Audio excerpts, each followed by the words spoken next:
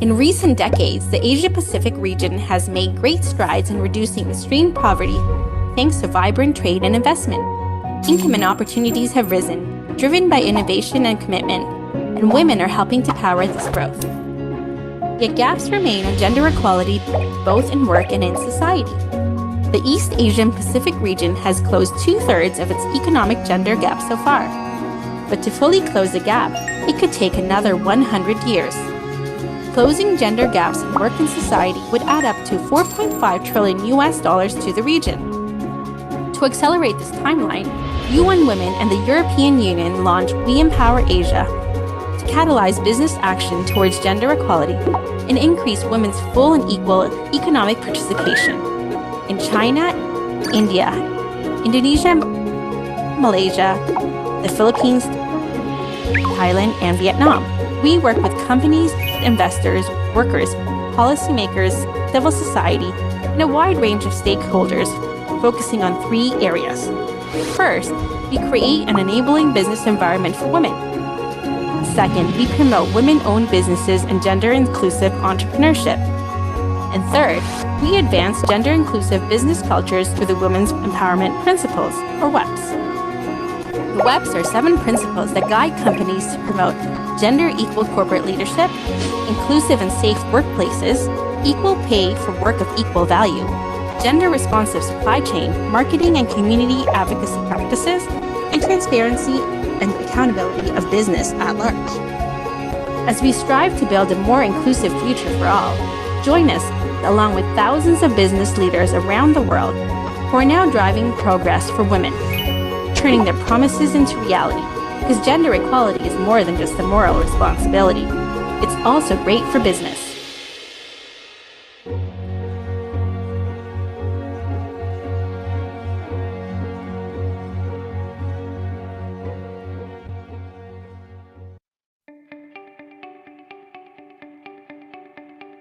Think about the impact of a signature.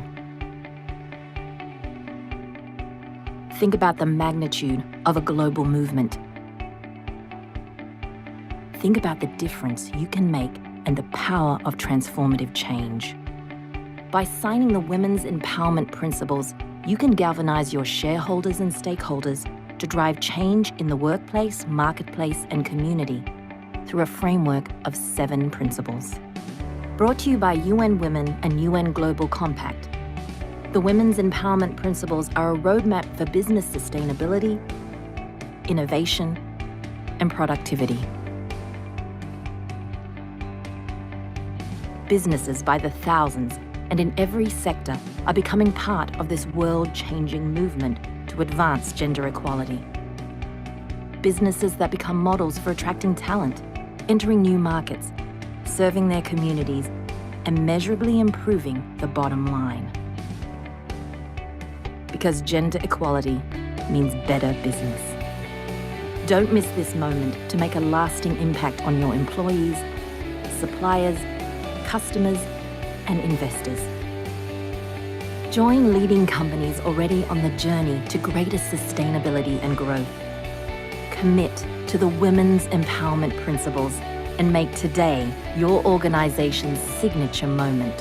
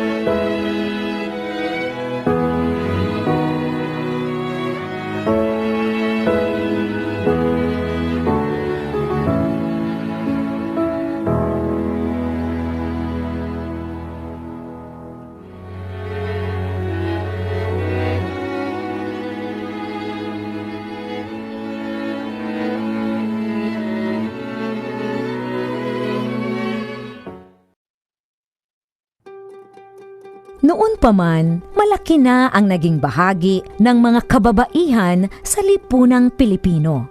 Kaisa sila sa marubdob na paghahangad ng kalayaan ng ating lahi. Kabilang sila sa paglinang ng ating makulay na sining at mayamang kultura. Kasapi sila sa pagtataguyod ng mga adhikain ng kapwa mamamayan at sa pagtugon sa mga pangangailangan ng lipunan. Katuwang sila sa pagtuklas sa mga larangan ng agham at medisina. Kapanalig sila sa pagpapairal ng batas, karapatan at katarungan para sa lahat. Kabahagi sila sa paglilingkod sa bayan at sa pagpapanatili ng demokrasyang Pilipino. Sa paglipas ng panahon, hindi nagmaliw ang kanilang pag-ibig sa ating inang bayan. Mga kababayan, ito ang alay ng mga kababaihang Pilipino para sa bayan. Tumayo po tayong lahat at sabay-sabay nating awitin ang pambansang awit ng Pilipinas. Ayaw magiliw, pero sa silangan, alam ng puso, sa bibig mo'y buhay. Lupang hinirang, gulot ka ng magiging, sa manlulubi, di ka masisigil, sa lahat tulog sa singer at sa langit mong babang, may ginatang tula at awit sa paglayang minamahal. Ang isang ng patawad mo'y talumpay na nagniligig, ang bituin ng araw na kailan pa may madilig. Lupa ng araw ng walhati pagsika, buhay ay langit sa piling mo. Ang bigaya ng pagpay makahamit, ang mamatay ng dahil sa'yo.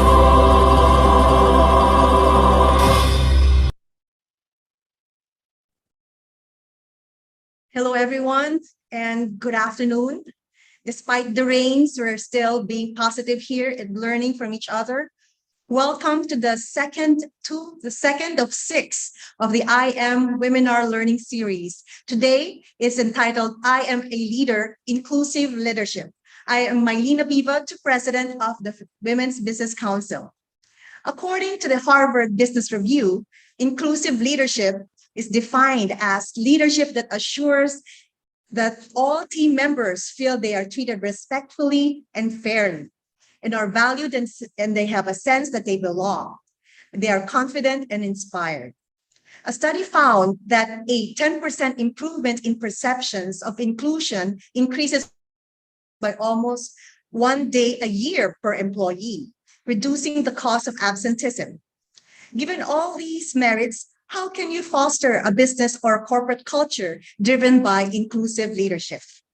Today, you will hear gender-responsive stories of our speakers and panelists that involves their personal discovery, choices, values, and interactions with each other as leaders.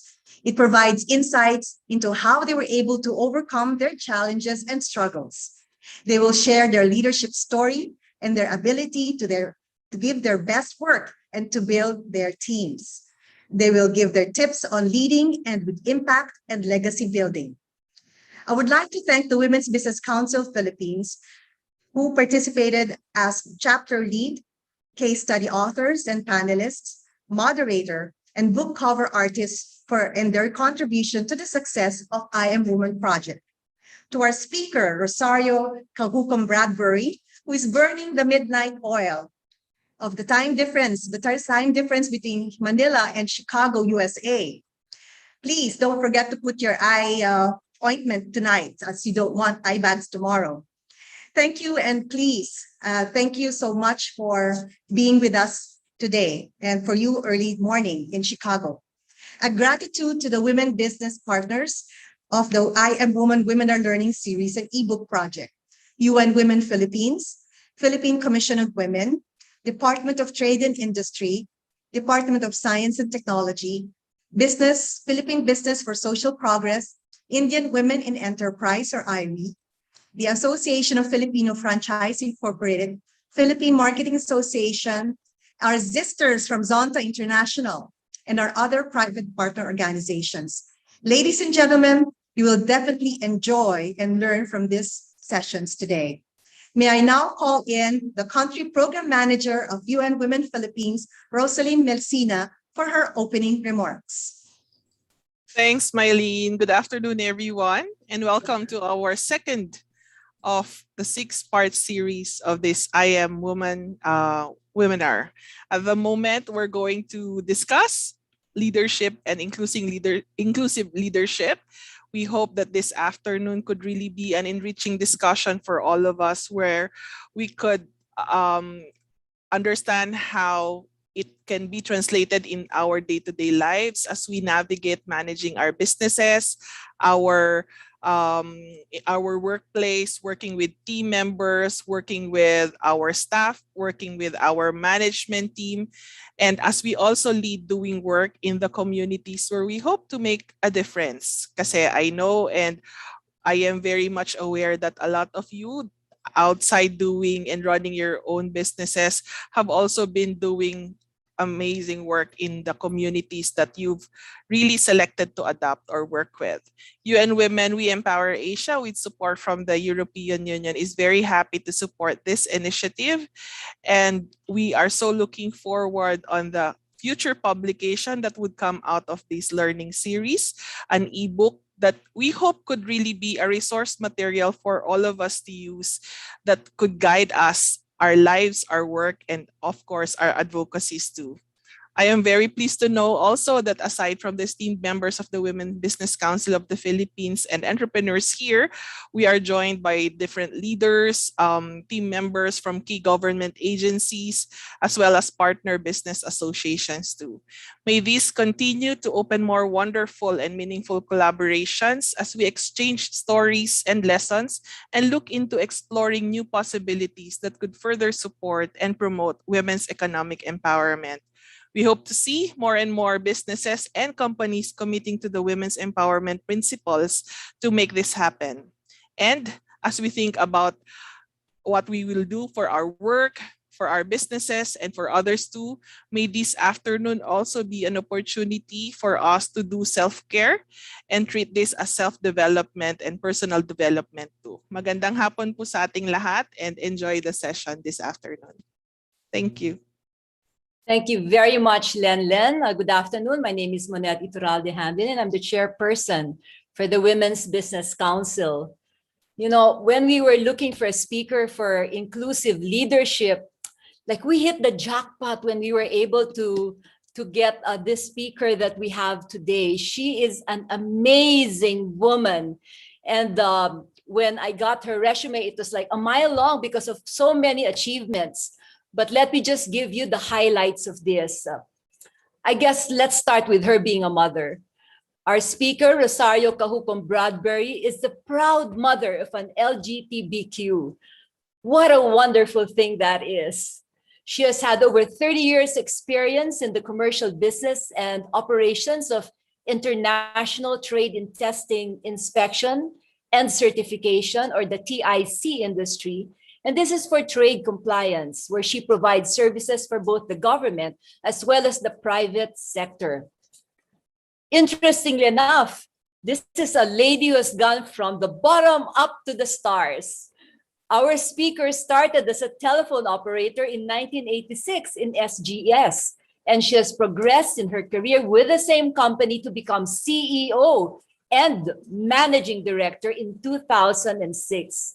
Prior to being a CEO, her career journey was on the road, selling offices in countries such as Pakistan, Cambodia, the UK, Switzerland, Madagascar, and Kazakhstan, among many other countries. That sounds such a romantic part of her journey. And all of this was for various projects on international trade verification programs. And all of this finally brought her back home to the Philippines, where she led as a business analyst for an e-commerce integration between SGS, the Bureau of Customs, and all trade participants. And in the year 2000, she was appointed as the Global Change Manager and Global Operations Head in implementing the very first Swiss company in the Philippines to establish a global shared services back office in the Philippines that provides import eligibility and import duties taxes for importations around the world. In June 2006, she was promoted to CEO and Managing Director in the Philippines and Guam for their global shared services operations, as well as the commercial business of inspection, laboratory testing, verification, certification for oil, and many others. Now, concurrent to her executive leadership role at SGS, she also served for 8 years as the chairperson of the Philippine-Swiss Business Council, where she helped the growth of trade and investment between our two countries. In July of 2015, she moved to the United States to be with her husband and to take on an opportunity for their son to be educated in the United States. So there's so many more things that I can share about our speaker, but I'm going to be stealing from the time, the valuable time that we have with her. And so let me just go straight to calling her in. But one last thing, our speaker, Rosario Cajucom Bradbury, is real like all of us because she has a nickname. And I asked her, what's that, Rosario? And she said, it's Chucks. So over to you, Chucks. Take it away. Thank you very much, Monette. I just like to say that my nickname at home is Charito, but my nickname when I became high school is Kajuks. It's C-A-J-U-C-S. Anyways, magandang hapon sa Pilipinas, magandang gabi dito sa Amerika. As mentioned earlier, my name is Rosario Cajucom Bradbury. With over 30 years in the corporate world of SGS, is the world's leading inspection, testing, and certification company. It's remarkably a diverse company with over 93,000 talents or employees operating worldwide in the network of 2,600 offices and laboratories present in over 150 countries with a headquarters in Switzerland. And I'm very proud to have been part of this company. But before I start to share with you details about my personal insights and experiences with diversity, equity, and most of all about inclusive leadership, please allow me to show you one of the latest corporate sustainability programs of SGS in one of its affiliates in SGS Australia that promotes employees' well-being and engagement through its diversity and inclusion programs, creating a great place to work for all employees. Presenting to you a video.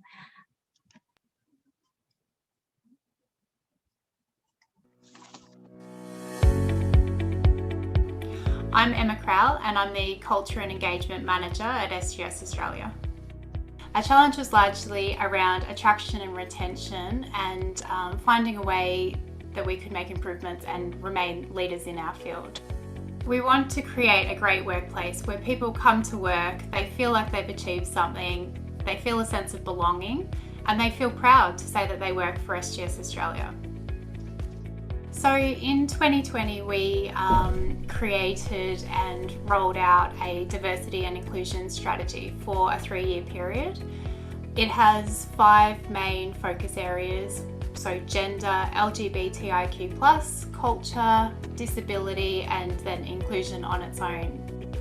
We took action such as rolling out a diversity data survey to all of our employees, and this was done to set a baseline data so we could see what our demographic profile looks like at SGS Australia.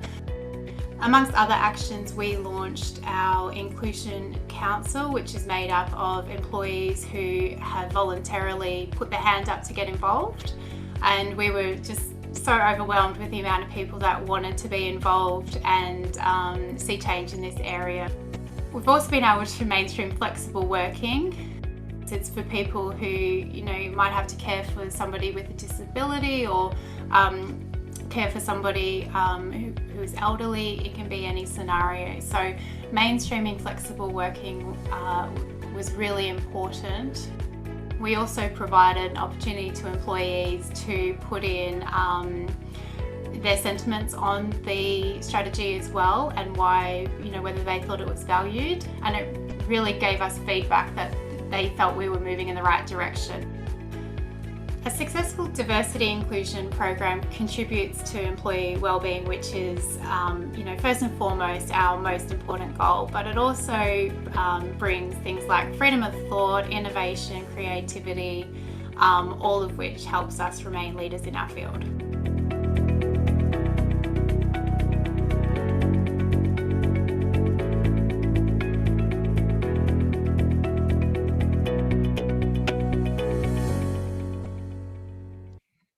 Thank you very much, and I hope this video clip gives you a flavor of a corporate home I was part of for 30 years. I keep in touch with them still. But why do you think I stayed there for 30 years? You see, each and every person in your organization or within the leadership team, there are various motivational pool, which is deeply rooted on values. So when we speak of diversity and inclusivity, we know that everyone comes from a place and a point in time of their personal journey, and each is unique for each other. Now, what has been my motivational pull? Why I chose and stayed with one company for 30 years? It's because from the very beginning at age 23, I deliberately chose a company that is in sync with my core values. And what's that core value? Integrity. Integrity, you see, lies at the heart of SGS, and I have seen it in each day of my life in SGS that they are committed on their core values of integrity. And integrity is what my parents instilled in our family, and this is the real wealth of life that we inherited from our parents. Integrity is the first motivational factor that made me stay in SGS. As I grew in the company, my motivational pull or force to stay increased as I learned more of the culture of the leadership team of SGS from top to bottom. Now, to have trust in the company or organization you choose to build your life is paramount to your personal success and the success of the organization. Now, let me start to share with you my journey.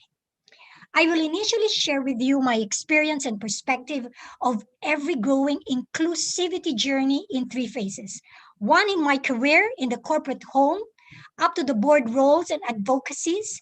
Second, my family, which is a core foundation of my values, and specifically my role as a motherhood, which is a new leadership with a gay transgender son. My passion for inclusivity burn even stronger. And now, as an immigrant of the United States, which, as you know, here in US, has a most recent awakening with the death of George Floyd, the Black Lives Movement, and of all time during pandemic, that the whole world focused into it, and the voice has become even louder about equality and inclusivity. Now, let's get started. As mentioned by Monette, I started as a telephone operator in SGS in 1986 and worked my way up to become the CEO and managing director for Philippines and Guam in 2006. On my first day as a telephone operator, I tell you, I became the frontline voice of the company. So as I answer incoming calls, working my way how to use a PABX console of a telephone operator, I will see foreigners running around the office. An open floor plan office is what we have. There was a black man from Ghana, 3 Englishmen, 1 Swiss German, and I told myself while I was in that aquarium cubicle of a PABX room, I jokingly told my telephone operator, hey, one day I will sit in that chair and be the leader of this office. You see, it was an innocent dream, not understanding yet that I am actually in a highly male-dominated organization. I didn't know that yet. You know, I just joined the company. I know it's in my core values, but I was learning about it. Along the way, before I became the managing director and CEO of Philippines and Guam, I have had the privilege to work in various overseas assignments in Pakistan, in Kazakhstan, Cambodia, Malawi, China, Singapore, Peru, Chile, USA, England, Switzerland, all over the world. I've seen the world, and I thank SGS for that. I have worked with diverse group of people in various projects, different nationalities in all colors. I have immersed myself in the culture and tradition of other countries. But there's one experience I want to share to you with all of those experiences, immersing myself in different people of different cultures and different color. In 1990, I was in Pakistan. We were a project team of 12, some coming from UK, some from Switzerland, German, and myself from the Philippines. We were a 12 project team, all men except for me. It was almost a year of assignment, and as a visitor and our respect to the country, of its customs and tradition, I wore clothes that covers me from neck to toe. So you see, at that assignment, I was assigned to interview applicants to form part of the 150 personnel for Pakistan Liaison Office. It was the time of Prime Minister Benazir Bhutto at the time. So we got that contract from that particular government administration. So we were doing a panel interview, and I'm one of the interviewers with 2 others of my male colleagues, European colleagues, and we were the panel interviewers. And I could not understand during the interview, I have to say, we were interviewing a male applicant, and I could not understand why this guy would not look at me in the eye and give the answer that I asked. In the first place, it was me who asked the questions during the interview, but he wouldn't look at me, and he would just look at my male colleague and give the answer. So I was perplexed with that. And with that observation, and I thought, bubble thought on me, I said, what an attitude issue is this guy? So I marked it, I will not give a green light to hire this guy. But only later that I realized that it's because I'm in a Muslim country and that is their ways, and I should not see it as a disrespectful act on his part versus me who asked the question. What I'm trying to say here is that I should have made myself more aware and attentive to others' culture and adapt as required. I almost denied this person of a fair employment for something of my shortcoming, not understanding, or what to say, having a culture intelligence, as they say. While on situations when we interviewed a woman, we will be seeing her whole family seated at the reception area. When we finish interviewing the daughter, they would come to me and say, thank you very much for the interview. They were so really persistent in their message that please employ my daughter, please employ my daughter. So, it was quite new to me. So I assumed at that time that the job must be really hard to find at the time in Pakistan. And for a family to be there in support to rally for a job for a family member to be employed gave me to understand better and empathize where they are coming from. Now, that's my story about Pakistan. But on another angle, how did I feel even though I am in a foreign land, flying around the world of different SGS offices? I felt that I belonged to one family, although SGS is spread in 150 countries. And whatever SGS affiliate country I visited, I have observed one commonality of all country heads or managing directors. They are committed, they are passionate, and they are so dedicated.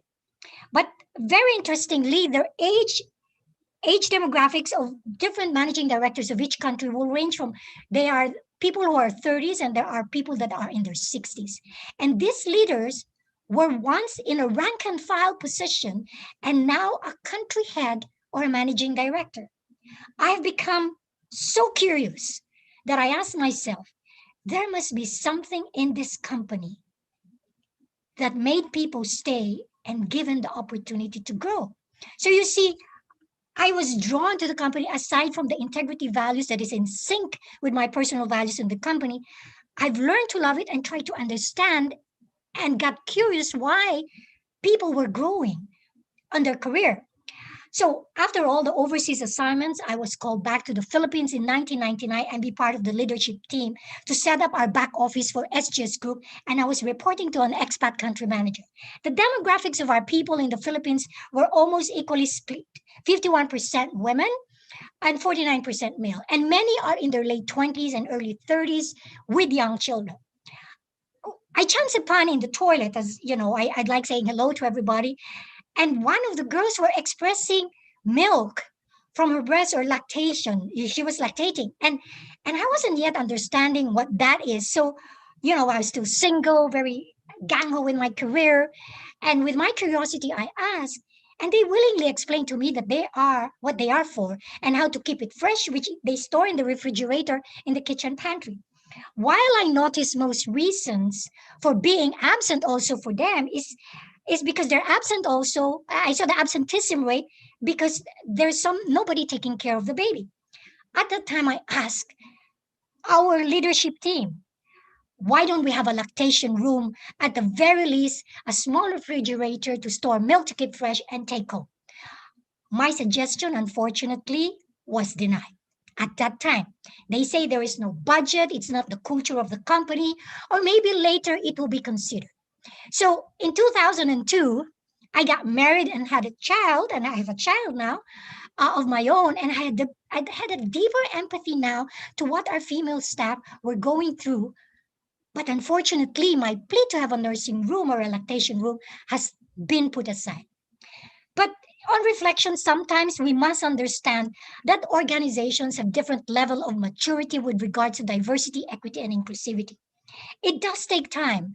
And although at the time that I was adamant about requesting for a lactation room, the company is not yet ready. And unfortunately, I do not have yet the authority or the platform to make that happen.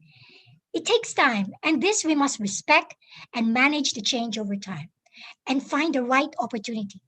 I became increasingly passionate about it and have read that Senator Cayetano was presenting the Magna Carta for Women at the time. And in 2006, when I was promoted as the CEO and MD of the Philippines, I felt now I have the platform. And the first project I set up, guess what? A lactation room. And at that time, my son was already 3 years old. So I donated the crib, other baby videos of my son to the lactation room. And concurrently, I was invited to be in the board of a newly formed NGO called Working for Working Mothers Group. We were all women in the board, but our chairman and founder is Peter Wallace. He was our male champion on women's needs. Our board had several meetups with Senator Cayetano at the time to fortify our efforts and make our voice louder. Now with the lactation room in SGS, Peter Wallace paved the way that we publish it in the major newspaper to become a change agent to facilitate other companies. So they put in the newspaper SGS on having a lactation room, which we called Working Mothers Room. Now, is it an accomplishment for inclusivity? At the times I say yes, but wait, it does not stop there. Suddenly, one of our male staff sent me a letter, sent the management team a letter saying, what about them? Why Working Mothers Room when they as fathers do take care of the babies too? So, okay, we changed the name from Working Mothers to Working Parents Room, making it more inclusive, recognizing that they share the parenting responsibility, that even though they do not lactate, they care for their child. So the Working Mothers Room evolved to become Working Parents Room. We did not only equip it with privacy to lactate, with crib and baby videos, we placed toddler toys too, so that parents who does not have anyone to take care of their children at home bring them to the office rather than them being absent. So we give them the peace of mind. The babies and their toddlers are with them in the office. We give them the peace of mind, and so they stay in the working parents' room with a company clinic right beside it with a nurse and their nanny allowed to stay. Now, after that, I felt, why not also have a room for our parents, our elderly parents? Because, in our culture, our parents, they stay with us. They don't stay in a home for the aged. That's not our culture. But this was motivated by my experience with my mother, who became widow at a very early age and seemingly for a while lost her zest for life when she was still alive.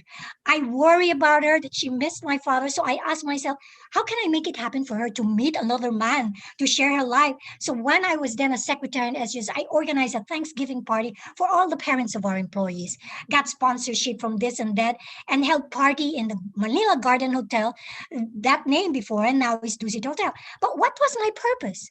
What was my motivating purpose is so that my mom will meet other parents of my colleagues, get a new circle of friends that they can exchange telephone numbers, no cell phone yet, or perhaps meet another man in that party. But she never had another man, as my father was the only man in her life.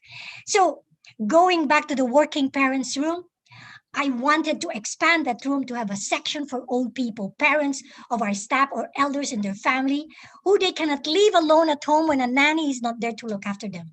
And also I thought that maybe having the elders in that room near the section of the kids' room of working parents will give them joy again of seeing babies and young ones so they can feel young again and feel the zest in living together. Now, as we grew our organization in the Philippines, we hired more people. We hired based on competency, skills, and experience, regardless of their gender or regardless of their sexual orientation or age, even though they are already retired, whatever disability or color and all. It is interesting to note at the time application forms only as gender of male or female at the time. But today, it already asks for spectrum of genders and what pronoun you want to be asked. Nothing asked about spectrum of gender or disability status at the time. So I had teammates and talents in the organization who we have hired who have an exceptionally good representation of all genders and various sexual orientation. It was not deliberate at the time. It was not about a quota at the time, but simply, do you have the capability and competency and skill? So when they were on board, I became very curious on various sexual orientation. And in the management meeting, yearly we changed uniforms, and we had a uniform committee composed of HR staff and staff, and then represented questions whether will we allow lesbian staff to have the male uniform because she doesn't wear a dress, and transgender wear gay to wear a girl's clothes. So quite a discussion at the time. So we decided allow them to wear what they want. If a lesbian wants to wear a necktie and a trouser, go ahead. So whilst the people on the disability side, it was a deliberate intent of our part to hire them. But of course, if they have the competence and skills, and we train them to achieve the standard of performance expected. Now, I want to share to you some of their names and a permission I have asked. So if I may be allowed to share my file, please excuse me for a while as I share the file to you.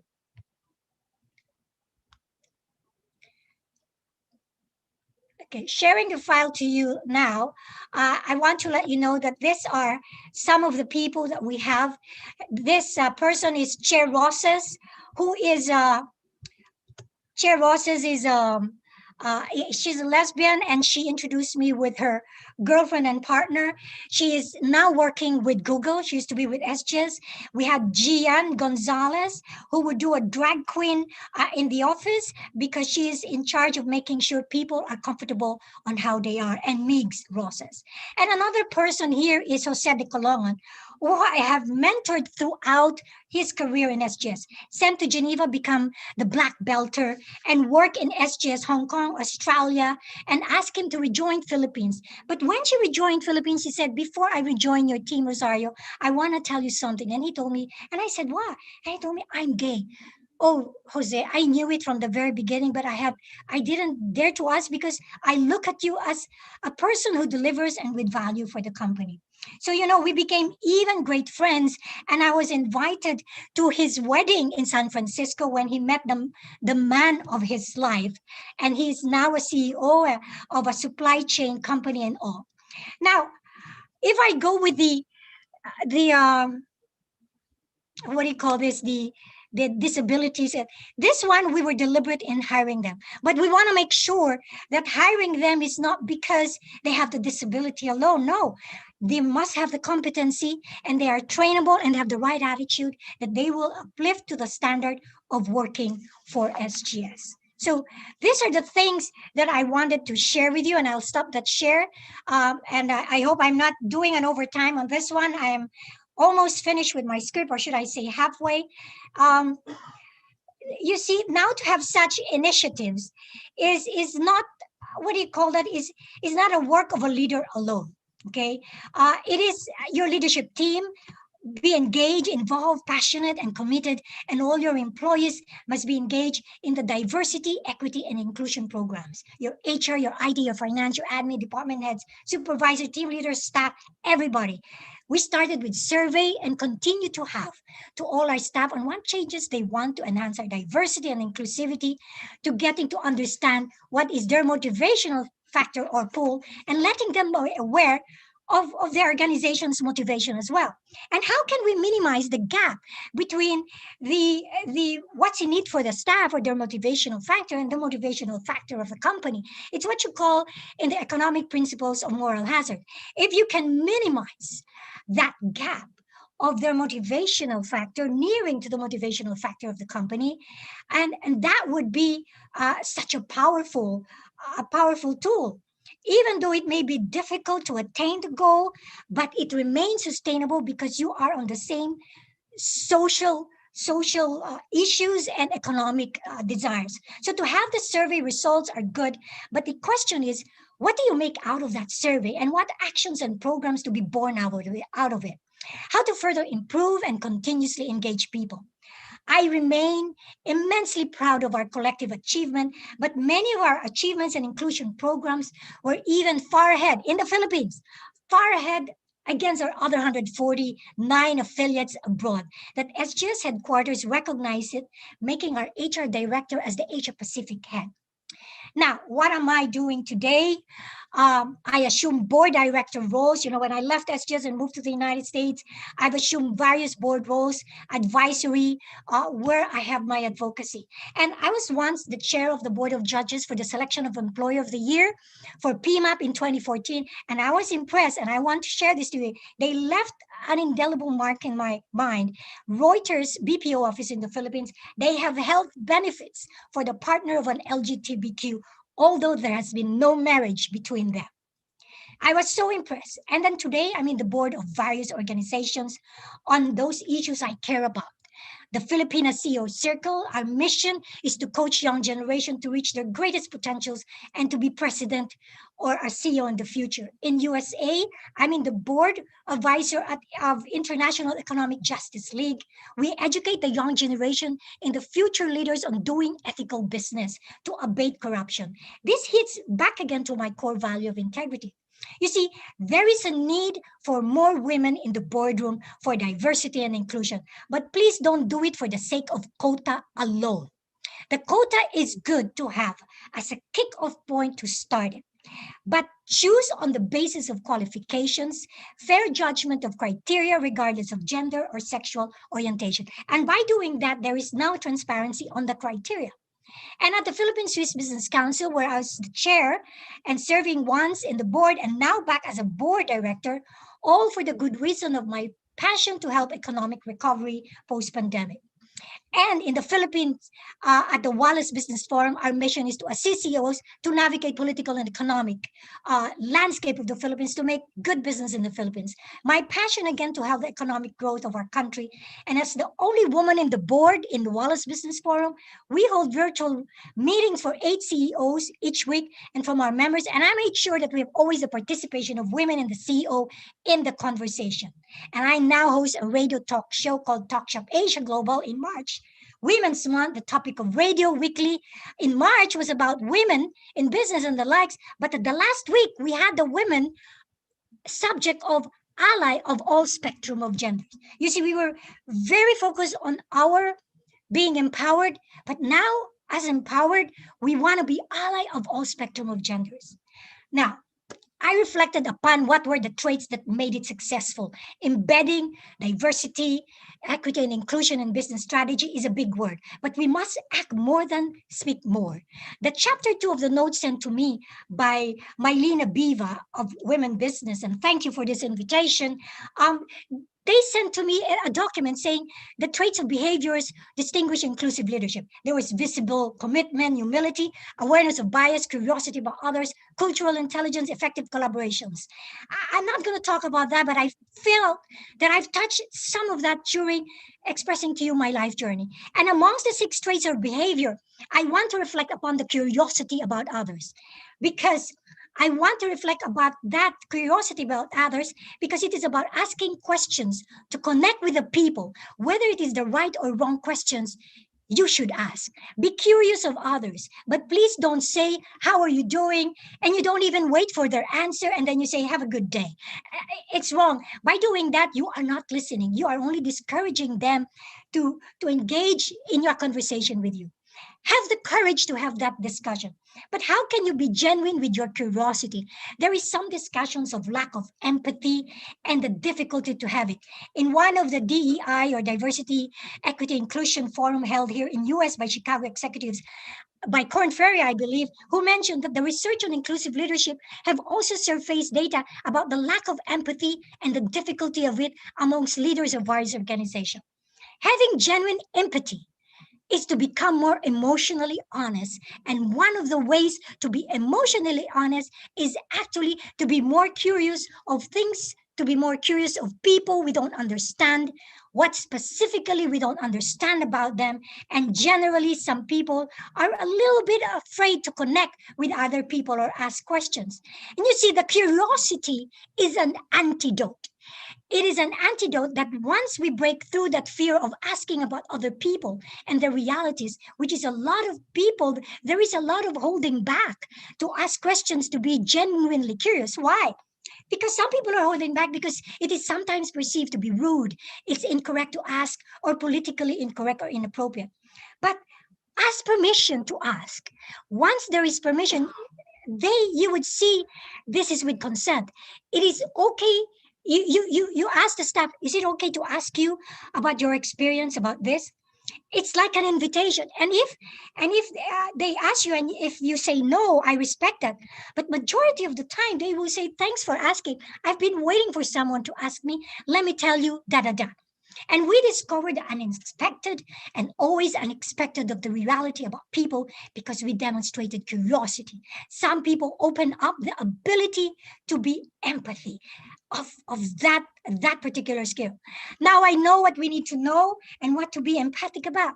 And when you connect with people and understand their differences with empathy, you make sure you create a culture to welcome differences, not tolerating differences, but respecting differences, honor and celebrate. It's the very basic of our family that taught us respect. Then create programs and recognition, rewards, and be in the inclusion and accountable for it. It's not about perfecting these programs, but the progress towards inclusivity goals, achievements towards sustainability. And most important of all, the connection to people and building that relationship. So be curious by being emotionally honest, empathy. Now, speaking of empathy, I tell you, I became a mother nearly 18 years ago to a wonderful son born in the Philippines. He went to elementary in Makati. He was my very own Harry Potter nearly 6 years ago, and I moved to US. And my husband, while in the US, I've gained 2 new perspectives. Now, I want to show to you a slide of my son. So I promised Monette I am almost done. I think I am going over time already. Now, I want to show to you a picture of my son when he said to me that he is gay. You see, when my son told me, Mom, I'm gay, so many things played in my mind. You know what I said to him? Immediately, let's get those sperms in a sperm bank because I want to have a grandkid. So he said, Mom, you're so creepy. But I was being practical. And you see, he's become a drag queen, a self-made artist. But as a mother, I have become more overprotective because sometimes it is not that kind the world is not that kind.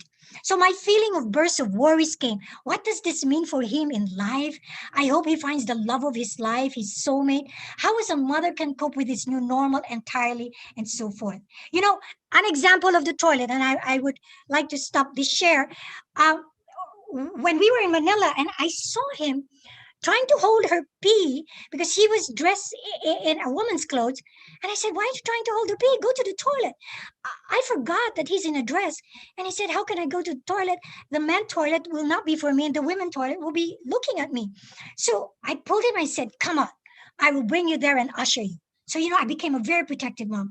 My point is this. How can I protect him more and have a safe space? That I realized I am now walking the shoes of the LGBTQ staff I've had, that I ask myself, have I done enough for them? You know, sometimes I wanted to go to the corporate world and do the right thing again, because I've worked into the shoes. And then on the second page, and I'll set it aside about my son first, but my point is the empathy has become even deeper, because empathy is something that you develop over time as well, deeper and deeper. And now being in US, about George Floyd, being an alien here, a foreigner, I seek myself as am I included really in this country? How included am I? Now, I'd like to end my presentation in here with leaving you with this thought. Please bear me as I read to you.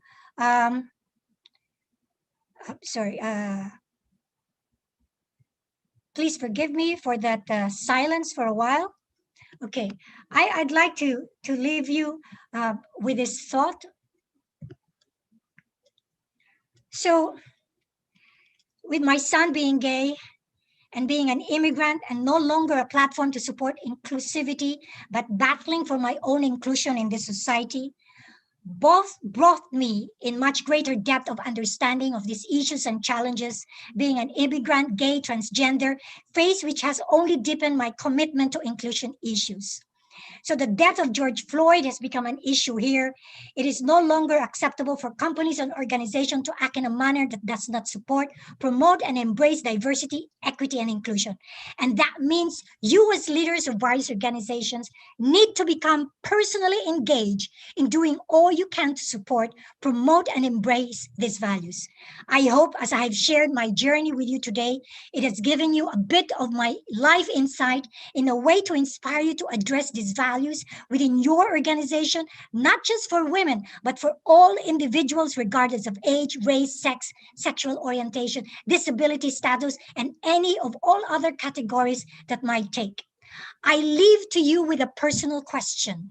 Are you doing enough? When you see situations like George Floyd, are you doing enough? When you see others who are different from you, and are you doing enough? As many of you have fought through the challenges in your own career and see others on the same path you took, are you doing enough? Let today's session be a step in helping you to answer that question of yes, I am doing enough. Thank you very much for your time, and I give the floor back to Monette. Oh, Kajux, you've taken my breath away. Amazing. Everyone, let's give her a very big hand for such a wonderful sharing that you've had this afternoon. Before I go to the questions, I just want to have some reminders to everyone. You can ask questions. You kindly post it on the Q&A button that's there. And if you do want to actually speak up, please raise your hand. I just also want to let you know that this is actually the first part of today's webinar, because later on in a short while, we will have the second part where we are going to have 3 powerful women discuss the cases that they have actually experienced, acted, lived inclusive leadership. And this part is going to be led by none other than our beautiful President, Mylene Abiva. Okay, so now let me get to, I have so many questions. Kajux, I'm just so excited. But let me start with this. Let me dial back to your early years. Okay, because you said you started as a telephone operator, but before that, before you even got exposed to an organization where you could see so many different personalities, what actually opened your mind to this idea of inclusiveness? Well, that's funny you said that because I've realized that I was in a male-dominated company. And I looked at the demographics at the time when I started my career there. Why are there no women CEOs or managing directors of any country? I know of one, but that's about it. And I decided to voice out a lot of my ideas, but not voicing out that you have to put women. I voice out my ideas because I want to be heard, because I feel that I've become the platform and the voice for my colleagues and my staff. See, and coming from the Philippines, you compare yourself with the other countries of US, of SGS US and Europe, and I saw how progressive they are, and why not us? So those were the motivating factors that has driven me. But the first and foremost, really, that attracted me with SGS is really the core of integrity, because it's like choosing a company. It's like choosing a husband. Which company do you want to be married to for a long term that has the same values as yours? It started with integrity, and it started with, is this a very inclusive company? Is this an inclusive husband that will listen to my voice no matter how I'm a nagger am I?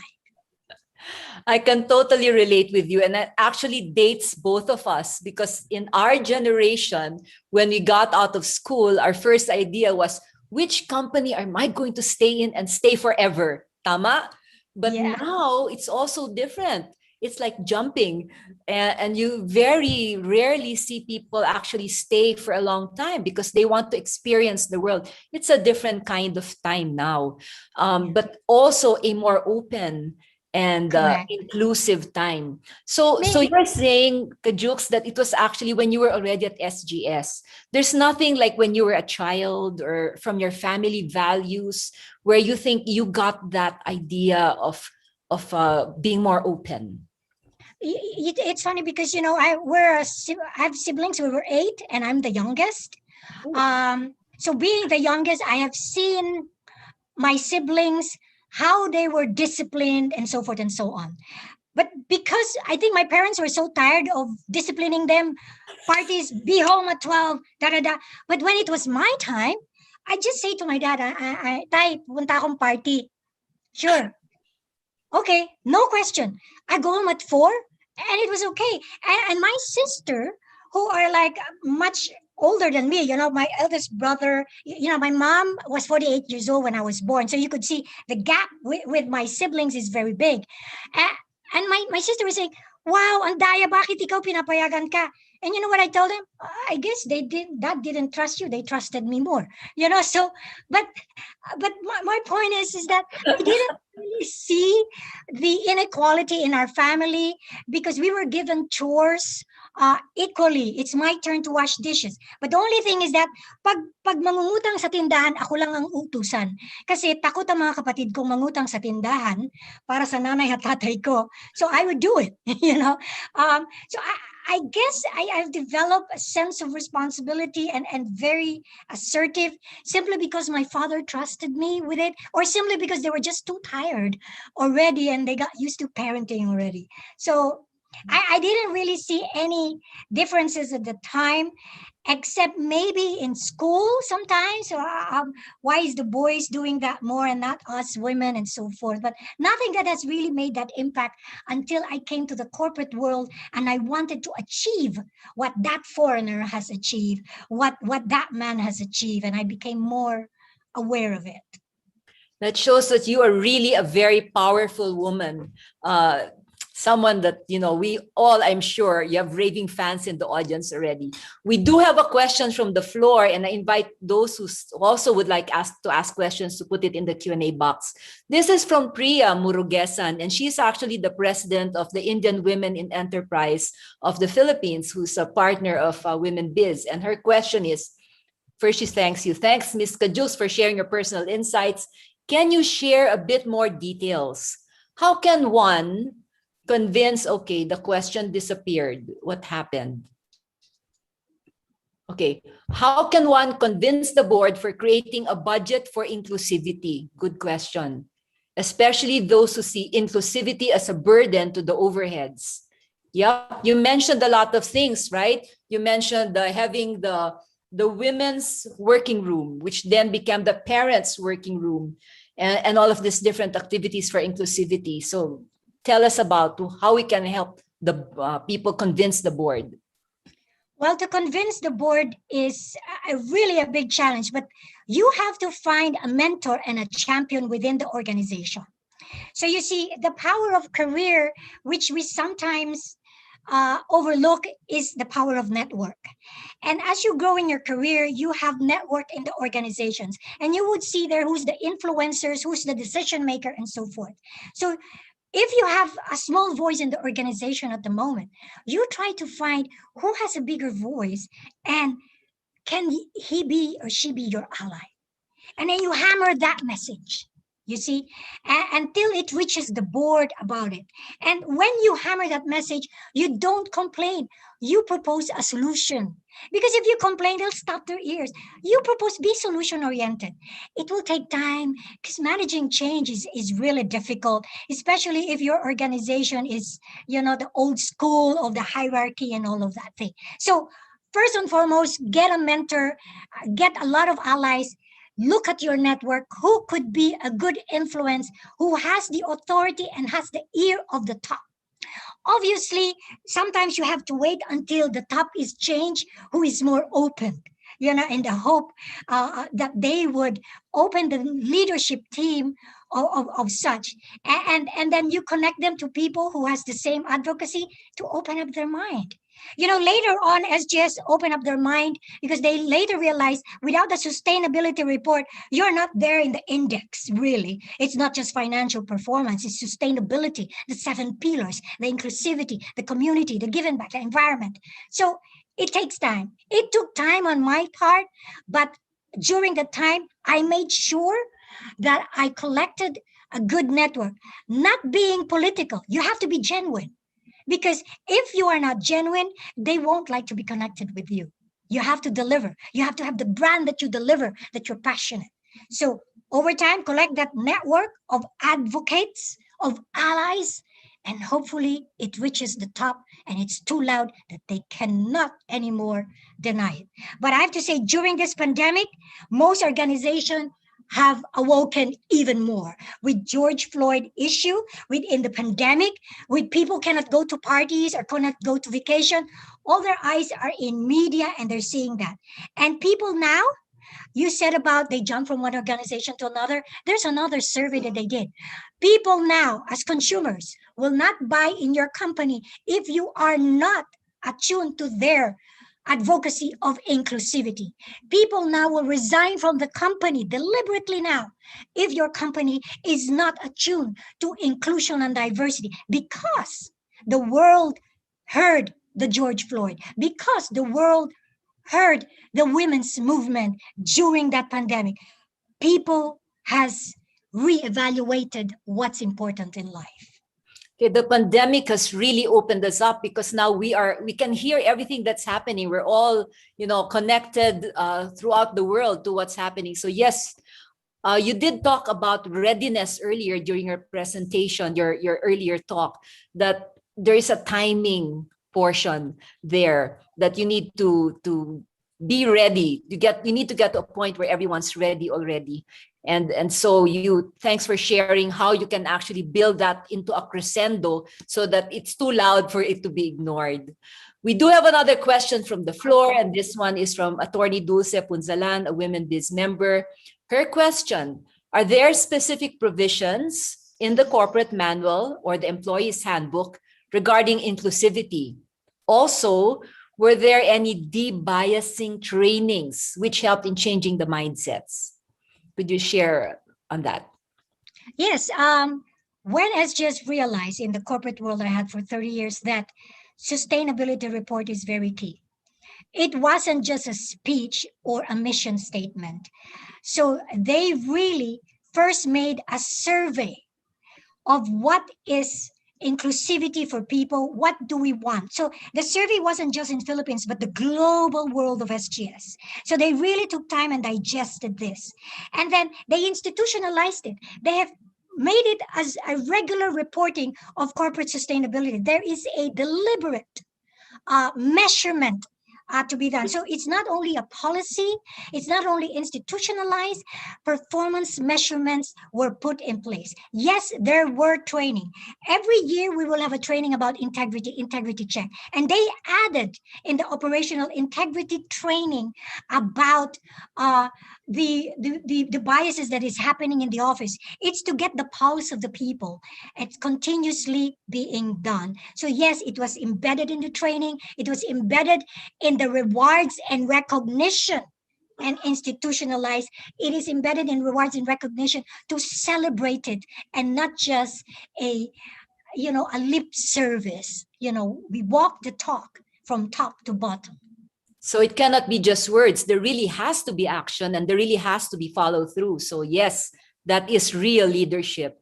And true that you have to put a budget into it. You have to put a budget because as the other participant questioned, how could you convince them? You see, if there is no budget in the corporate, I guarantee you it will die because everybody will feel, oh, I don't want you to eat my budget just for that. It must have a budget, period. And it should not be seen as an overhead. It is a value to the company and a value to the shareholders. Yeah, put the money there for it to matter. That's right. Okay, there's a question from Chiki Escarialgo, and she's asking, what do you think about affirmative action to ensure inclusivity? What do you think about affirmative action to ensure inclusivity? Okay, I'd like first to define what is affirmative action, whether we are coming from the same understanding. Could Chiki expand on what is affirmative action definition for her? So that then I would be in alignment. She said policy. Okay. Policy, yes. Affirmative action, I would think, obviously, are the rewards and recognition policy. That you reward them for the correct actions of including people, of not discriminating. You put it as part of the performance measurement, whether they're doing it within the guidelines of inclusivity, that there is a respect on the diversity and the equity that it is. So I don't know whether I answered your questions, but definitely affirmative actions are very important because they have to be recognized and rewarded. But as well, you must punish at the right time when it is not being followed. You don't just do all positive affirmation just to get them on your side when you are already losing the real principle of what is right and wrong. Thank you about that. There's a question from Lizette, actually. She's asking, is that what you mean by being curious, is to be able to empathize? Are these two the same, one and the same? They're not necessarily the same, but they are interconnected. Okay, they're interconnected. Why? You could be curious because either the leadership policy says, hey, ask something about your staff, how they're doing. But you ask it because it became like a script, hey, how are you doing? Oh, I heard you have a cancer. Oh, good day, bye. But you never really listen. If you don't listen, the person will feel your level of empathy or your level of disengagement. Empathy is important. There was a survey done here in the US and they told me, they survey a lot of CEOs about empathy. And they were saying that most CEOs were saying that they lack empathy to their parents initially in their younger years. And then eventually have that empathy when they grew older, 40 or 50, because now they have experienced what it is to be. And what more, how could you even have that empathy to your staff if you don't even do it with your family? Initially, it was a survey, whether it's right or wrong. But empathy is being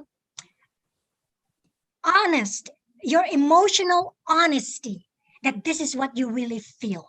And that's very important. You could be curious because chismosa ka lang, or you could be curious because you are just really genuinely concerned for their welfare.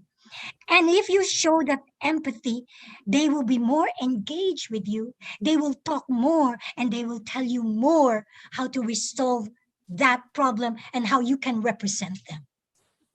Alam mo, I am really blown away by you, Kajux.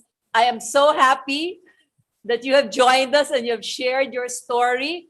Ang dami ko pang gustong tanungin, but papatayin na ako ni Mylene because her part is next. I'd like to thank you. Do stay on if you can so that you can listen in to the other three case author presenters and to Mylene as well. So thank you very much, Kajux. And now, let my call back Mylene and Len to join us as we present the Certificate of Appreciation to Kajux and si Len. Okay, so let's have a quick picture. This certificate is being given to Kajux for actually opening our minds on what inclusive leadership is and what being a real leader is. So thank you so much. Is someone taking the photo? Okay na? Okay, good. So maraming salamat, and now I'd like to introduce the second No, part. we have to have a photo op first, Monet. We'll have a Wala ko photo with natapos all na, the sorry. no with all the other participants. Please turn Okay, on okay. your video. Yes. All right, everyone, please turn on your video. Thank you so much, Rosario. Powerful, powerful talk.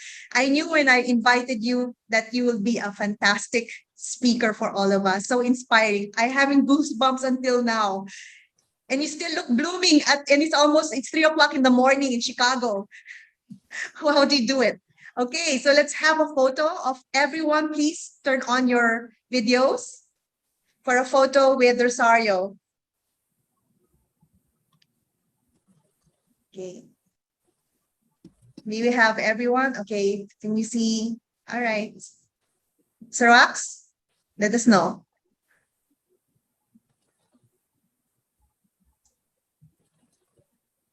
Okay, are we good? All right, thank you very much. Okay, all right. Thank you, Okay, and Rosario. now- And yes, please do stay if you're still up for Yeah, it. One don't more cup worry, of coffee. I will stay and I'm up for it. And my husband actually is over there. He's my major supporter, staying up for me. A male Thank you. supporting Thank you women. very much. Thank you very much. Maraming Okay. salamat.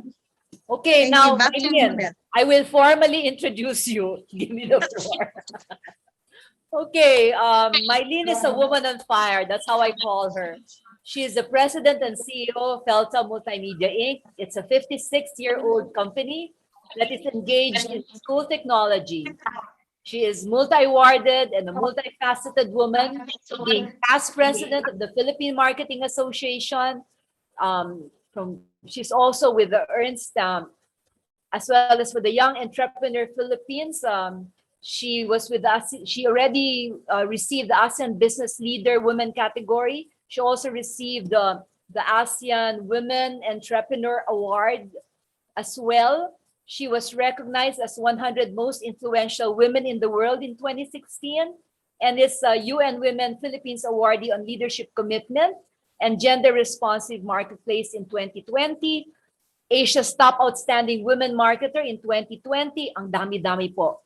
But currently, she is our president of the Women's Business Council, also the Women's Business Responsive Marketplace, Asia's top outstanding women marketeer, a trailblazer, a relevant leader, and this I Am Woman is the legacy project of her reign. So over to you, Mylene. Thank you very much, Monette. Another woman empire. Thank you so much. Right. I am a leader, inclusive leadership. In a 2019 article, Harvard Business Review featured the findings of Deloitte's research on inclusive leadership. And according to the research, teams with inclusive leaders are 17% more likely to report that they are high performing, 20% more likely to say they make high quality decisions, and 29% more likely to report behaving collaboratively.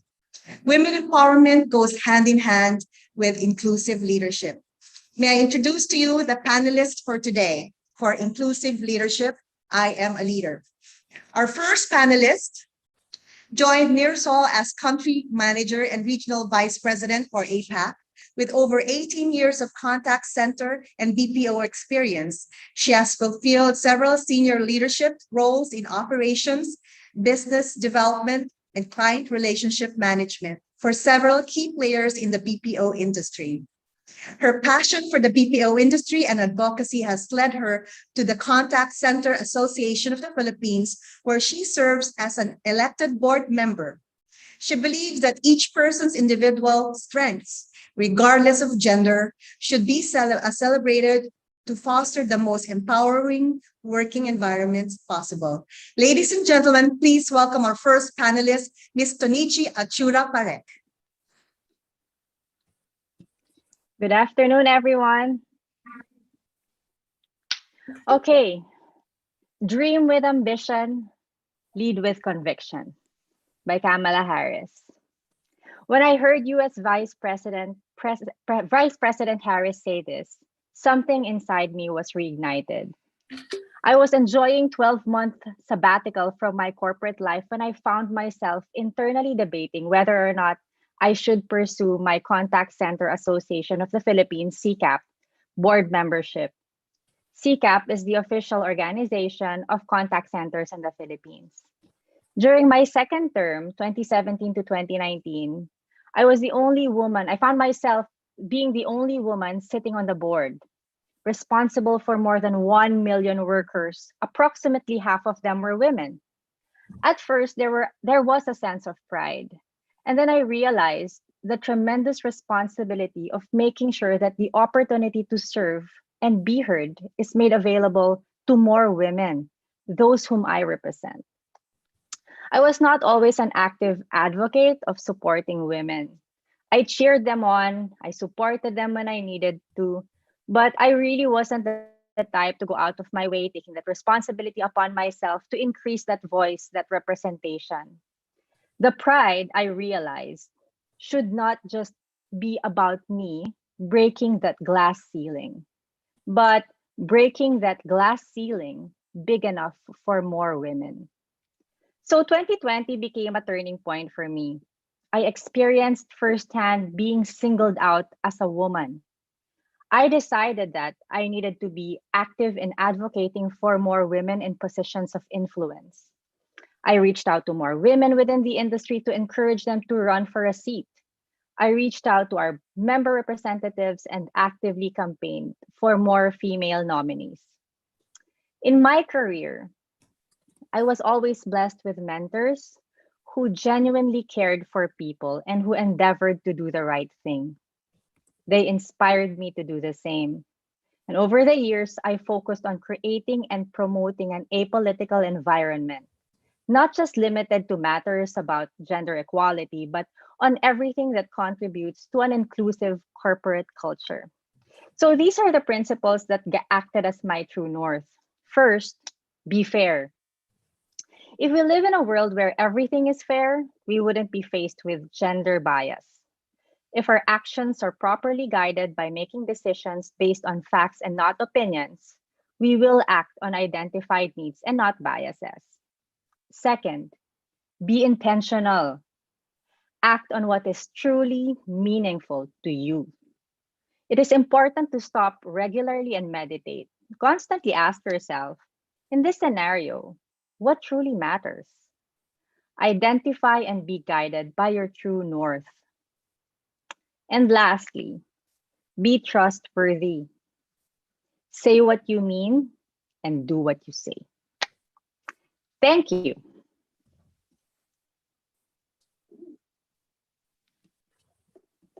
Back to you, Mylene. Thank you very much, Tonichi. She is broadcasting live from Australia. That's why she's wearing winter clothes, because it is winter now in Australia. Thank you so much for your insights. And now our second panelist is a 30-year marketing veteran schooled by two pedigreed consumer goods company, PepsiCo and Unilever. She became the first ever Filipino general manager of PepsiCo Philippines, where she led a diverse team that bagged numerous global awards for excellent business performance and social purpose programs. Today, she is a corporate director, investor in several companies. Ladies and gentlemen, please welcome our second panelist, Ms. Marcel S. Narciso. Hi, good afternoon. What an amazing story of Kajux. My story is a little different. At first, I thought being a general manager of a big multinational company was a man's job. Since 1946, when PepsiCo established itself in the Philippines, my predecessors were all male, all foreigners, and were either finance or sales experts. Work consumed their wake hours, at least those that I met, no? And I was certain this wasn't the kind of life I aspired. But it was a once in a lifetime opportunity. So I bit the bullet. I wanted to prove that a Filipino can do this job and that a Filipina GM could make a positive difference. So in my case study, I want to share 3 key points. The first is women need role models to take moonshots. And I'm now going to add Kajux Bradbury in this list of mine. My mother said, there's nothing you can do if you're not afraid of hard work. This taught me the courage to walk into open doors, to not fear the unfamiliar, and to be humble to ask when I didn't understand.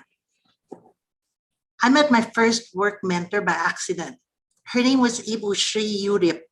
She was one of Unilever's most powerful Asian female senior managers in the 1990s. Her code name was Dragon Lady. Anyway, we first met at a meeting I wasn't supposed to be at, where she took an immediate liking for me. And 4 months after, she expatriated me to Indonesia and mentored me for the next 4 years. For me, the epitome of women empowerment is Indra Nooyi, PepsiCo's global CEO from 2006 to 2018. Indra was and still is considered one of the most powerful businesswomen in the world. She was a diversity and inclusion trailblazer. She imposed business targets to track and promote female managers to the senior level. Her mantra was, what doesn't get measured doesn't get done. And that had made a really strong impact in ensuring accountability and commitment to women empowerment in the organization. The second point I want to make is on the power of diversity and teamwork. Mustering the courage to face uncharted challenges is easier when the men and women you work with have got your back. My ExCom was a dream team, diverse in age, ethnicity, gender, and specializations. Together, we built a strong culture of care, trust, transparency, and commitment to do what's right. Because of them, I slept better at night. Every year, we hosted a company-wide away day. It was an opportunity for the entire team to take a breather, listen to candid views of what could be better, share wish lists, as well as what keeps them up at night. And these away days fostered many positive policy changes and work system improvements that boosted employee engagement and satisfaction. The third point I want to make is about leading with a woman's touch. Oh, I was a tough boss, but I used gender judo to manage my team to deliver the best work possible, balancing toughness with tender compassion, very much like a mama bear. I borrowed the gender judo concept from Christine Neff, author of the book Fierce Self-Compassion. It really is a concept that talks about the need for women to balance their fierce and tender approach to be ultimately strong, resilient, and effective. So the way I use gender judo would be when we'd have corporate deadlines that I wanted my team to beat or be the first one to deliver. I enticed my team with good food. Lechon was a favorite. So I would tell them, if we all submit XYZ by a certain date, then I'll treat you all to lechon for lunch. And it always worked. On exceptionally stressful days, I would buy them a round of drinks after work. I also championed Flex Fridays to skip the EDSA traffic and initiated many family-friendly policies to make sure my people got home in time for dinner and that they are able to enjoy work-free weekends to recharge. The result, happy workers, better spouses, and better parents. When their time comes, I'm certain they too will lead with empathy and exclusivity. Thank you for listening and let me share my story.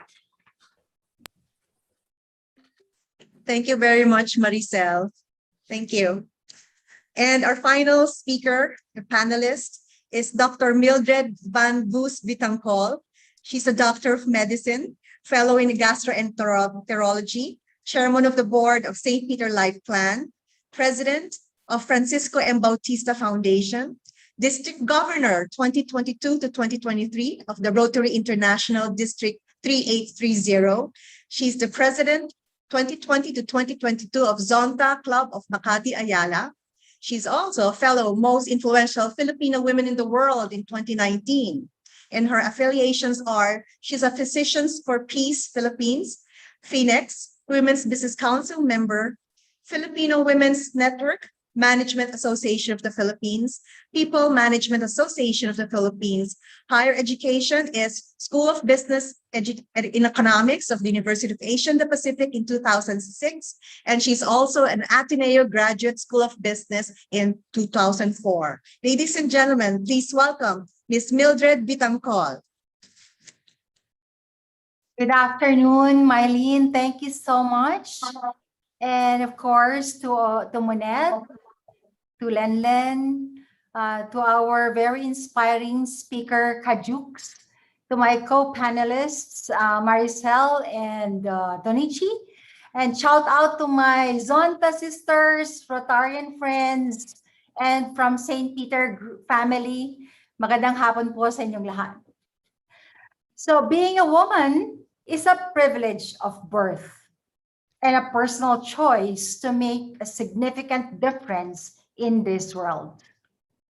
Empowered women begin at childhood by learning the ropes of life from role models in the family, parents, especially mothers, grandmothers, aunts, and sisters, to close friends as women evolve through years and time.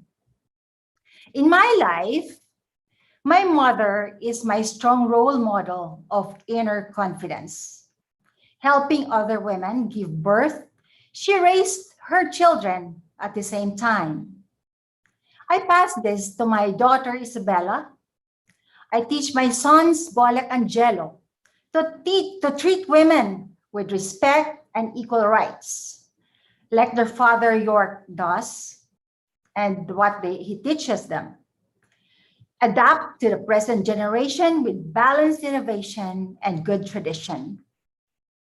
Women are recognized for what they possess: inner confidence that stems from developing good life skills, continuous learning, and education. We bring integrity, compassion, balanced perspective, and competencies into the workplace, regardless of position, socioeconomic status, race, ethnicity, and age. As a doctor of medicine by education and profession, I spread my wings. From being a company physician of St. Peter to an outsider in a family business, executive assistant to the CEO, I quickly learned by initiative and thanks to my mentors. I went the extra mile in studying the market and consumer demographics of death care industry. Things fell neatly into place. I found a niche in marketing, shattering glass ceilings of what used to be and still a male-dominated industry. My medical background played a significant foundation in understanding technical matters in death care industry. It was natural for me to find love for service to humanity and philanthropy. I learned this as a child from my nurturing family. As women, we are trailblazers. We don't expect silver platter. We work smart by learning with humility. We work hard but play hard too. We rise above adversity. We transcend limitations and believe in divine strength to go past the mark. We are compassionate, natural to our nurturing women instinct.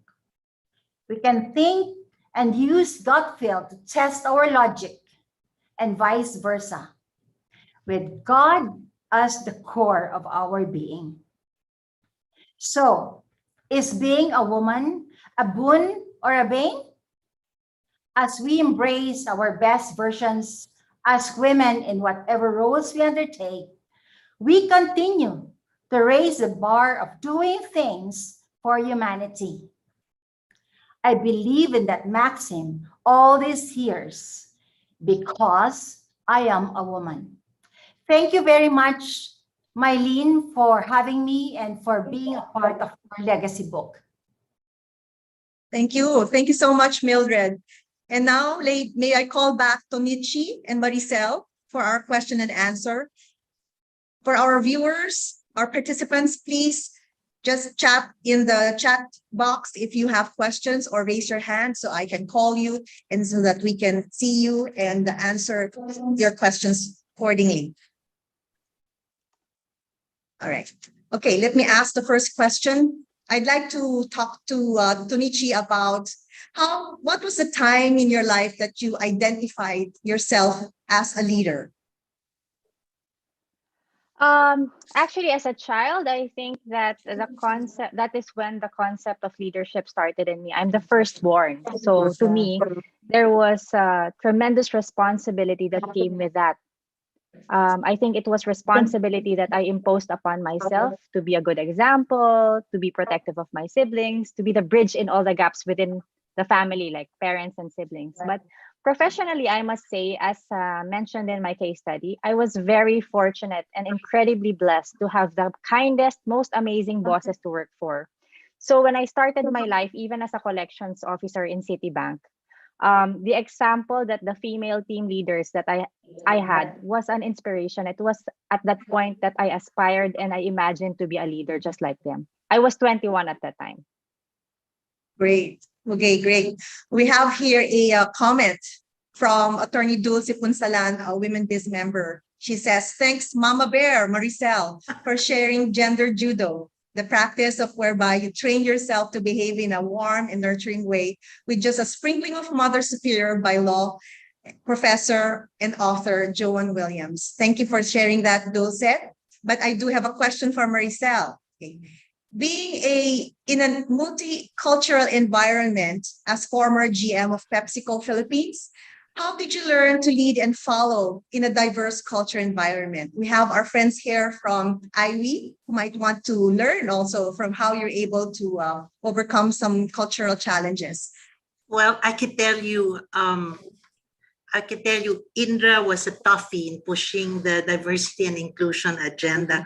She used to tell us, either you're in the DNI bus or get out. Okay, she was as tough as that. But because of her and the people who followed after her, diversity and inclusion became really embedded in our culture in PepsiCo. Annually, every PepsiCo employee, everyone, had to undergo mandatory DNI refresher workshops so that we could be trained with the latest, issues around the world and in our own countries on inclusivity issues, etc., etc. So that was really embedded.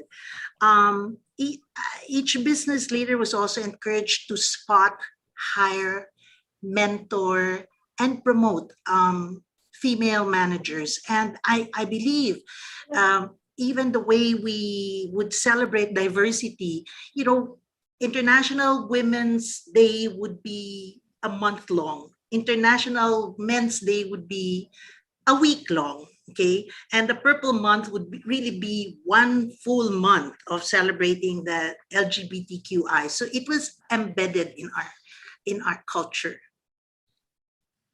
Okay, great. Okay, we have here a question from Chiki Escarelgro.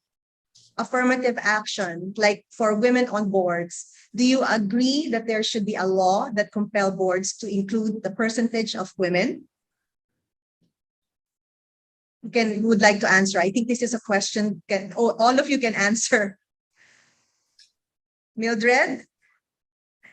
Oh, wow, that's a tough tough question. But it wouldn't be nice to have representation of women, because women are underrepresented, especially in the top positions in the corporation, and especially in the board. Like just like me in the board, I'm the only woman in the board. So I have a very tough time, competing with the men with experience. And you know what I mean? So I don't know with others, Maricel and Tony Chief, they have. I agree. I think Go. I agree. I think it's a sad fact, not just in the Philippines, but across the globe.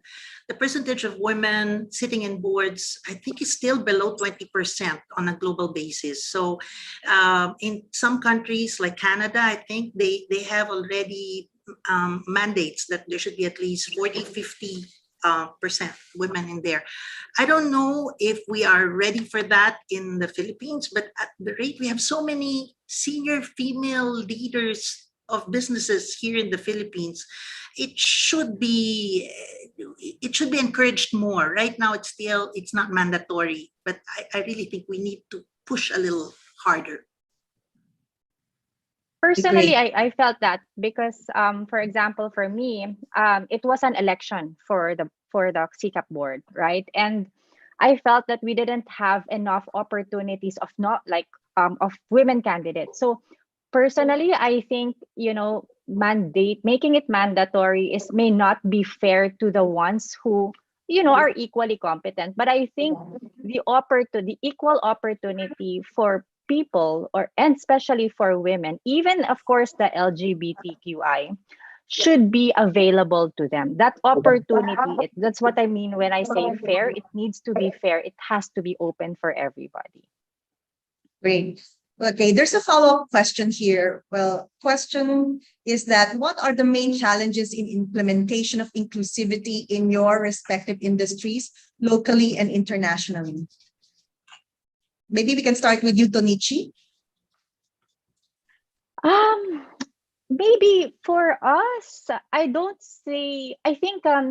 it's a new discipline for people. I don't see it so much as a challenge. That's why I say, it's going to be a long road for us, so better start now. But in terms of implementing it, especially in the BPO sector where we really embrace it, I think the challenge is just getting used to it, and making sure that everybody does it. Like, for example, the gender neutral restrooms, now more and more companies, BPOs are doing that. But I think it's how aggressively we want to pursue it. So in our industry, at least I speak for the industry, I don't see it so much as a challenge because everybody embraces it. It's a matter of how quickly we can get it done. Okay, right. Anyone else who would like to chime in? Maricel? I totally agree with Tonichi. I think diversity when it comes to gender is not so difficult, but when we start to talk about LGBTQs, it gets a little touchy and a little more difficult. Okay, people mean well, they want to embrace it, but when faced with it up front, people still feel nervous. I think I would consider that the challenge. Okay, right. Mildred, you want to say anything?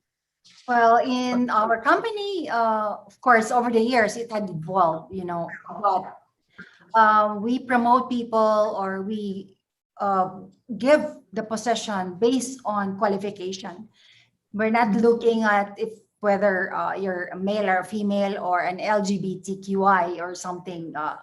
We don't look at that in that spectrum, but we give equal opportunity to everyone who is qualified for the position. Yes, okay, so competence is really the key to get the positions in St. Peter.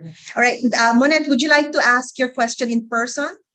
Maybe you should ask your question in person. And then we will be following it with a question from Attorney Lorna Kapunan. Okay, go ahead. Yeah, actually, this was mentioned earlier by Kajux that they should actually track in her organization the full spectrum of gender. So this is a question because in your organizations, if you're really saying that you want to do inclusivity and diversity, do you do this data collection so that you really know for each kind of that spectrum you have it? And if you do, please share so that we can also learn and follow it as well in our organizations. Yes, that's right. If you have any data, especially like, for example, Mildred has what, 13,000 sales force in her organization. Yeah, big organization. So yeah, please do share your data as we requested here in Women Biz. We have now a question from Lorna, Attorney Lorna Kapunan. Are you in the call? Would you like to ask it yourself? Lorna, show yourself. Okay. All right. Okay. Lorna, all right. Please ask your question. Can you hear me? Yes. Go ahead, Lorna. Yeah, my question really in the chat group is there is a cliche here, especially in the Philippines, that you became CEO because you're either the COO, the child of owner, or the wife of the owner, or you're the only daughter of in the family business, having inherited that. How did you overcome that cliche? Because it's terribly unfair. Like for instance, when I started as a lawyer, I was always the daughter of my father because my father was Justice of the Supreme Court. If not, I am the wife of my husband because my husband was judge of the regional trial court. So, generations of sometimes it's an advantage, but sometimes it can be a disadvantage. How did you cope with that? I know that it's not like, for instance, most of our prominent CEOs now, as let's say Tessie Coson, they're saying that she just inherited the position, but on her own she holds her own, she does her own thing her own way. So how do you deal with that? To me, how did I deal with it? I just did. I just endeavored to win every case. I just endeavored to kill every enemy, regardless of what my public persona was. I think Mildred is in the position to answer this because she is in a family business. Okay, yeah, thank you. Hi, Lorna. Good afternoon. Hi, Mildred. Yeah, in my experience, and our company is undergoing a lot of changes as well. It's work in progress, but it's not encouraged, especially since we are the third generation. I'm not a family line, but I work hard so that I'll be able to gain the possession of the company, being the chairperson. I've been in the company for the past 24 years now. And it's not the practice to have somebody in the highest position just because you are a family member. We go by competence. Of course, we send our family members to the best schools that they want to go, like MBA. We train them, but they have to go through that process before being promoted. But as a practice, if we are given the same two candidates, one a family member and another one an outsider, we give the same opportunity because it will be unfair for others, and even the other employees aspiring to be leaders, they will not be inspired if you will, choose the relative or bloodline rather than the competent person. Just to give you an example, our president now, he started as a sales agent 25 years ago. And now he is not the bloodline, but he is the president of the company. So being a family has benefits on it because you have access to higher education, but it's not everything that it takes to be able to be in a higher position. Thank you, Alright. Mildred. Thank you. All right, thank you, thank you. All right, and then we now have a question from Elsie and Verga. I believe, Maricel, you can answer this. How do you see the future of inclusivity, particularly in the field of education, in terms of teacher hiring? Oh, in terms of teacher hiring, let me say in general, I think it's a bit tougher when you are in a convent school, okay, to be inclusive. It's really tough, okay. So I think it's going to be quite a journey. But I think in public schools, it probably is easier and more acceptable.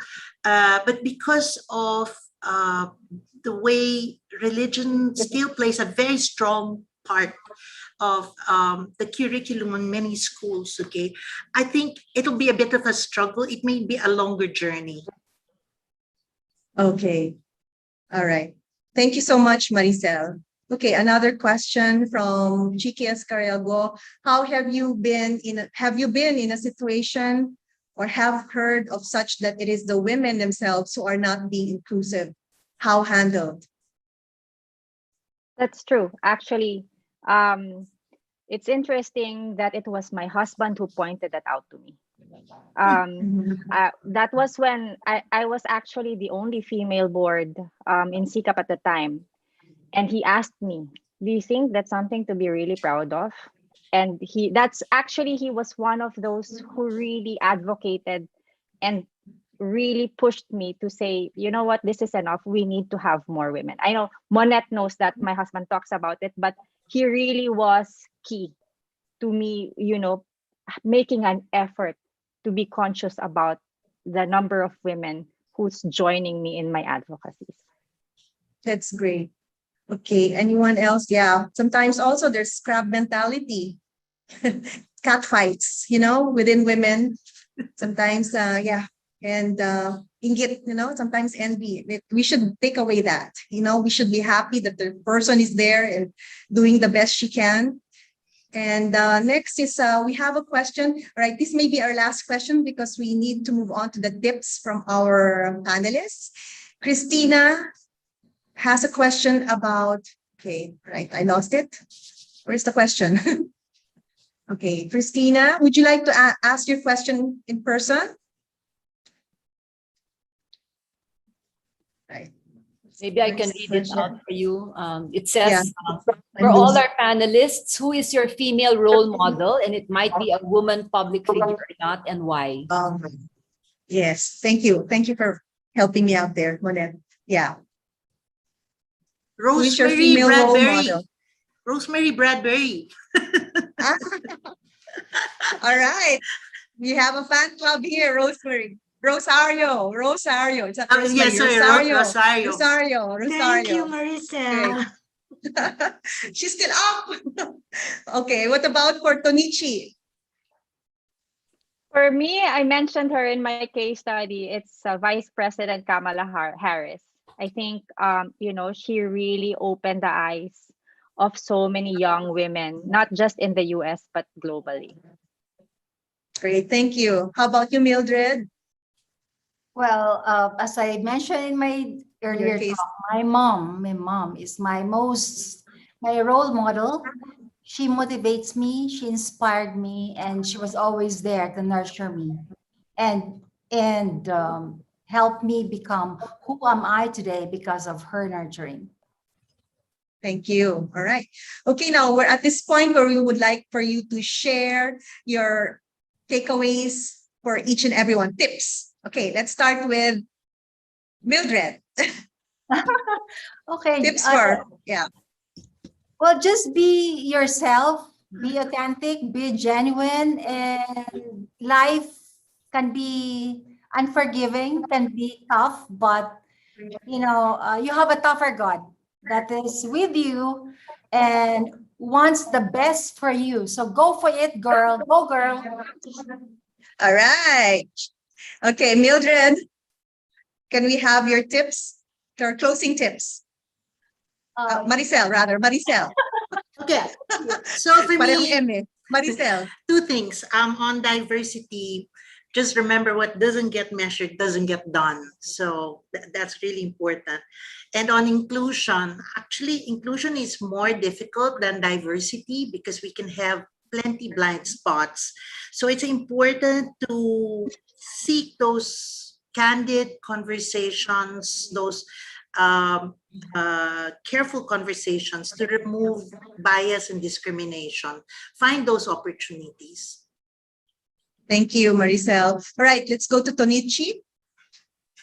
Yeah, I will go with Kajuk's question when she started. You know, when you leave today from this webinar, ask yourself, go for a reflection and ask yourself, have you truly done enough? Because now I find myself asking myself, have I done enough? And I believe that being inclusive doesn't just mean women empowerment. It's actually being inclusive means, you know, opportunities for everybody. Thank you. All right, a virtual applause for all our panelists for giving us such wonderful sharings. When I was reading your case studies, I was really teary-eyed with your life journey as a leader, as a mother, as a wife, and all the other hats that we wear.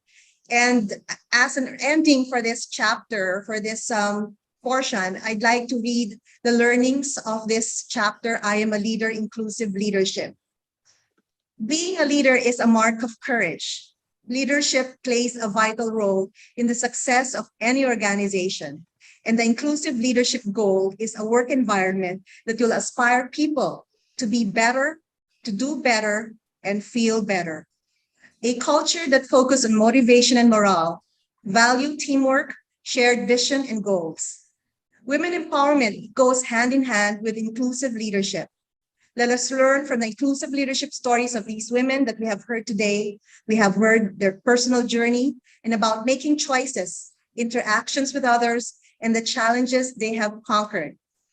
Tonichi Achura Parek, as board member of the Contact Center Association of the Philippines, or CCAP, realized that women should break the glass ceiling big enough for other women to increase their voice and representation. She believes that each person's individual strengths, regardless of gender, should be celebrated to foster the most empowering working environment possible. Mildred Vitangcuol shares a different perspective that empowered women begin at childhood and by learning the ropes of life. Being a woman is a privilege of birth, a personal choice to make a significant difference in this world. A doctor of medicine by education and profession, she spread her wings to be chairman of the St. Peter Life Plan Group, finding a marketing niche in a male-dominated industry and helped build a death care industry empire. The first ever Filipino country manager of PepsiCo Philippines, Maricel Narciso, was given a once in a lifetime opportunity to do a man's job of being the general manager of a big multinational business. She successfully made a positive difference. She had a woman mentor role model that gave her courage to take the moonshots. Her leadership style is power in diversity and teamwork. She led with gender judo, the balance of tender self-compassion and fierce self-compassion. Their personal anecdotes about leading, advocating, and impacting in their work environment is a quest for legacy building.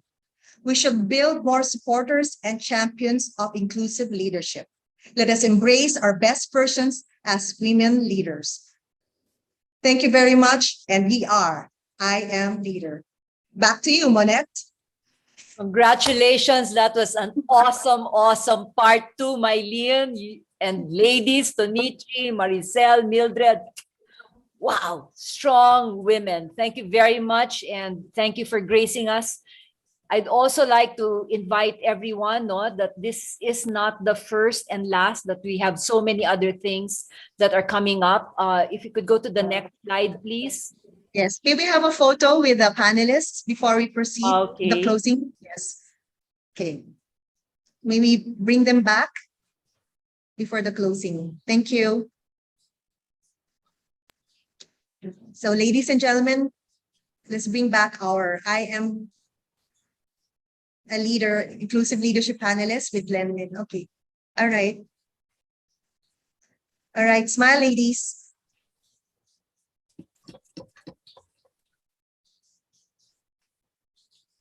Okay, fantastic. Okay. Okay, back to you, Monette. Thank you. Could you show the slides, please, Wax? Next page. Okay, so I'd like to let you know that this is actually the second in a series of 6 webinars that the Women's Business Council is putting up, and that this is supported by UN Women, as well as We Empower Asia, the Philippine Commission of Women, and the Department of Trade and Industry. So do sign up for the next seminars. Last week, we had one on Magna Carta and gender fundamentals. Today, it was on inclusive leadership. Next week, on July 29, it will be on corporate communications with a gender lens. I am woman, I am a communicator, so I'm going to be leading that. August 5, we're going to take a look at gender marketplace and supply chain. I am woman, I am marketer. This will be led by Jeannie Havelosa.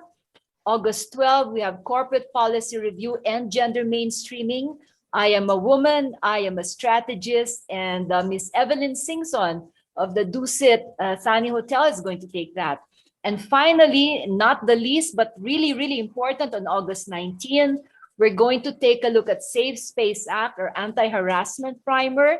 I am woman, I am safe, and this one will be led by attorney Lorna Kapunan. So please make sure to put all of these in your calendar and to sign up for the upcoming webinars. Next page, please.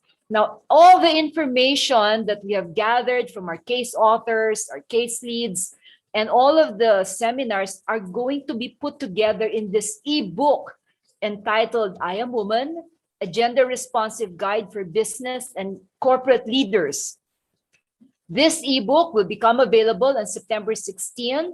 And so we invite you to let us know if you want to reserve a copy.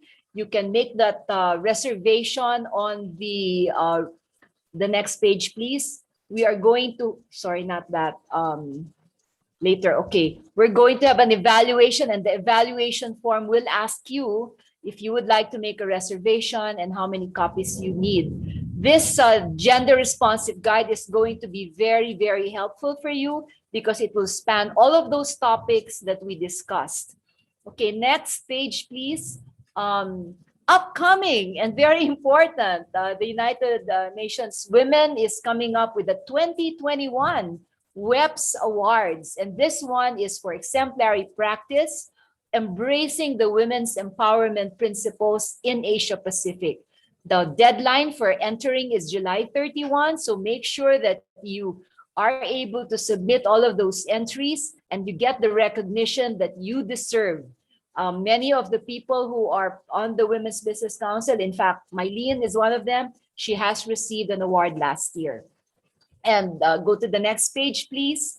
We have our evaluation. Now, this is very important to us, ladies and gentlemen. Please, please do fill up that evaluation form. Can someone put the link in the chat box as well so they can go straight to the evaluation form? Please give us your feedback if you want to know more about upcoming events, how you rate today's event. All of these will be helpful for us in preparing all the different things that we will have for you from the Women's Business Council. So with this, I would like to thank all of you for coming this afternoon, for sharing your valuable time with us. This is Women's Business Council signing off. Monette Hamlin, maraming salamat po. Stay safe, everyone. Ciao. See you next week. Thank you. Thank you, everyone.